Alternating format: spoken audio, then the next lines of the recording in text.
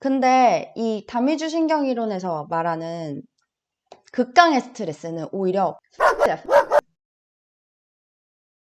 안녕하십니까. 연희동 리민의 대표 그레이너 레이니입니다.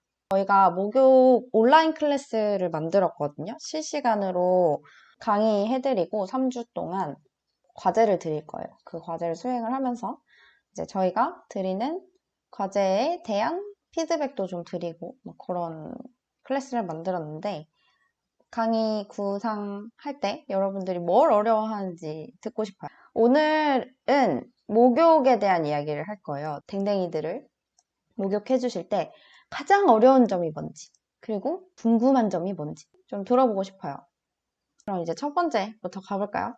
여러분 강아지들 목욕하실 때 어떤 점이 가장 어려우세요? 그리고 좀 트레이너한테 물어보고 싶었던 거 있으면 마구마구 질문해 주세요. 미용 선생님들은 또 어떤 애로사항이 있는지, 또 보호자님들은 집에서 목욕하실 때 어떠한 어려운 점이 있는지 들어보고 싶네요. 목욕할 때 간식 안 먹어요. 맙소사. 간식을 안 먹어요. 움직여요. 숨어서 안 나와요. 여러분, 왜 그럴까요? 얘네 왜 이럴까요? 생각해 보신 적 있으세요? 여러분, 안 먹는다는 게 어떤 의미인 줄 아세요? 먹이를 먹지 않는다. 빅스트레스.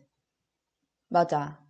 제가 옛날에요, 동물병원에서 이 핸들링을 하는 게 너무 힘들어가지고 얘네를 좀 어떻게 하면 편하게 좀 해줄 수 있을까 하면서 긍정 강화, 뭐 행동학 이런 거 그 세미나를 다니기 시작을 했거든요. 그때 이제 강의해 주셨던 선생님께 제가 여쭤봤어요. 똑같은 질문. 근데 얘네가 아무것도 안 먹는데 얘네는 어떻게 해요?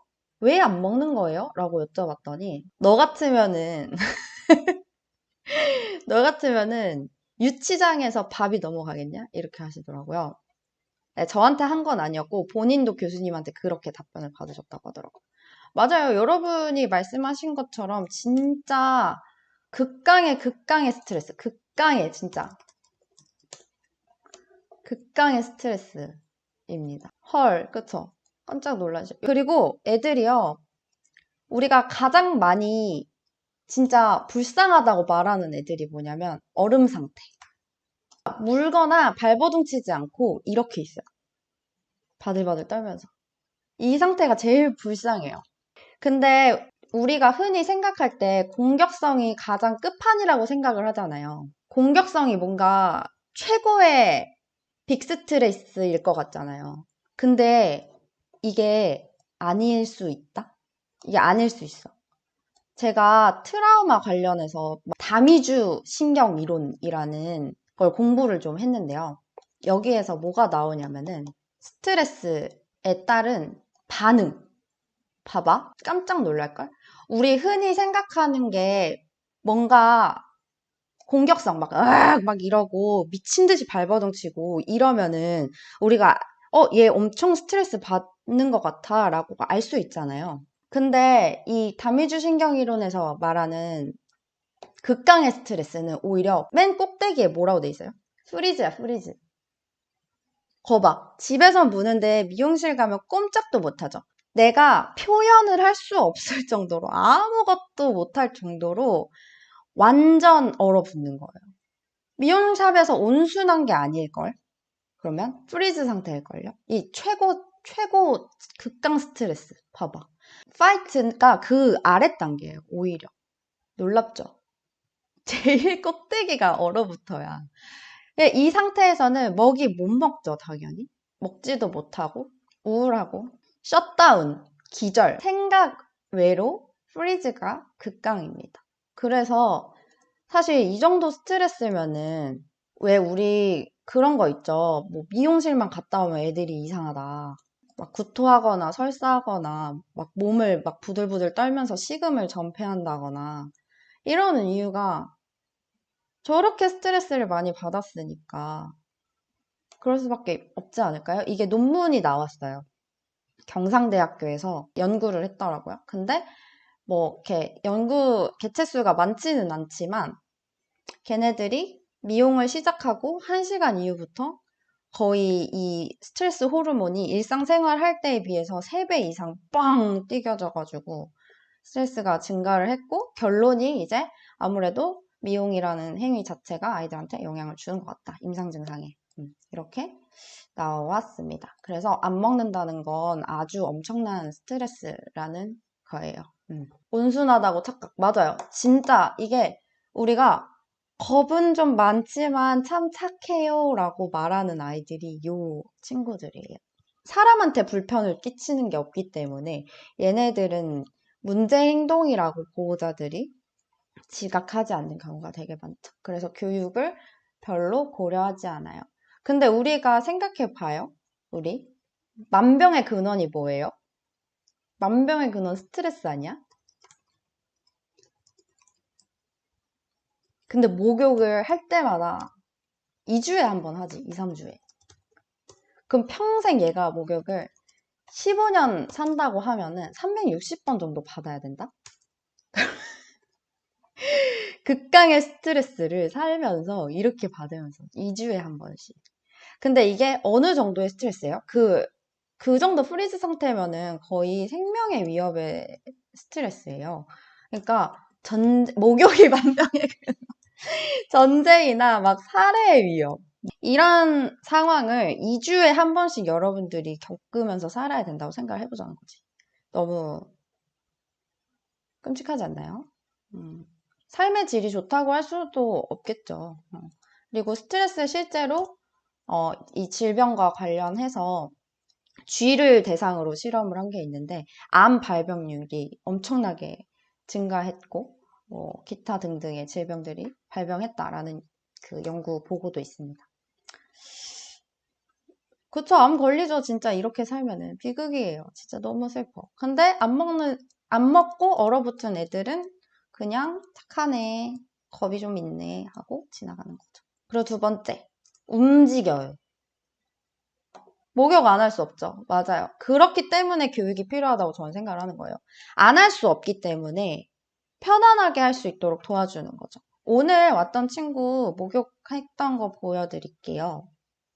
얘는 욕조 교육하고 있는 친구거든요. 그래서 아이가 봐봐요.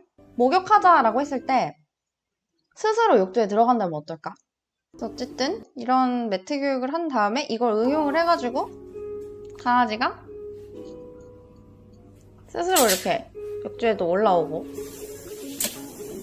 물 추가해가지고 교육을 하는 거죠.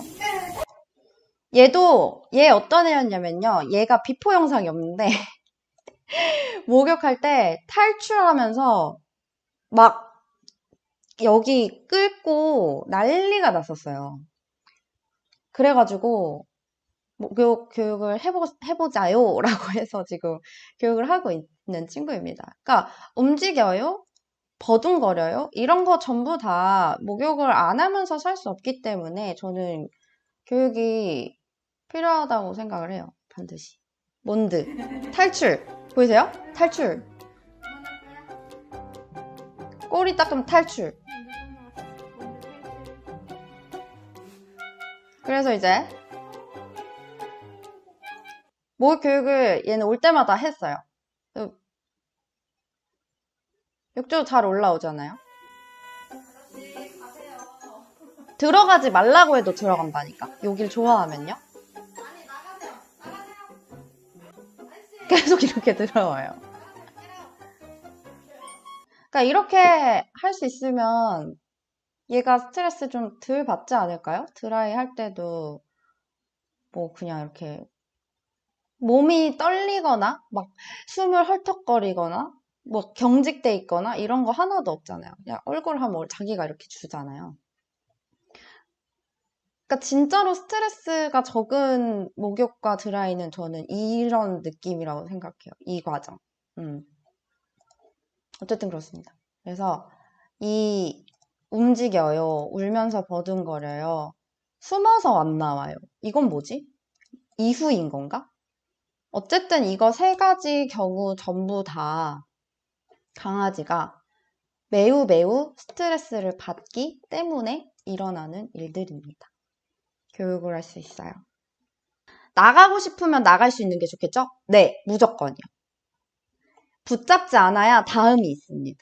제가 그 아까 몬드 그 친구 이 목욕하다가 나가면은 다시 끌어오는 게 아니라 몬드야 갈 거니? 그냥 이렇게 하고 가게 뒀잖아요. 오늘도 제 2번인가 나갔어. 근데 그냥 가게 둬요. 그래야 돌아올 수 있어. 근데 만약에 나 나가고 싶은데 몸을 붙잡고 나가지 못하게 하죠? 그러면 이때부터는 이제 분노가 생기겠죠? 나는 벗어나고 싶은데 그러지 못하잖아요? 그러면은 이제 공격성으로 이어질 수도 있는 겁니다. 자, 여기까지. 궁금증이 풀리진 않으셨죠? 여러분들이 궁금한 건 근데 이거잖아. 그래, 스트레스인 거 알겠는데, 그럼 어떻게 하라는 거야? 이거 아니에요. 그쵸? 어떻게 해야 안 나가는 건데, 이따 얘기 드릴게요.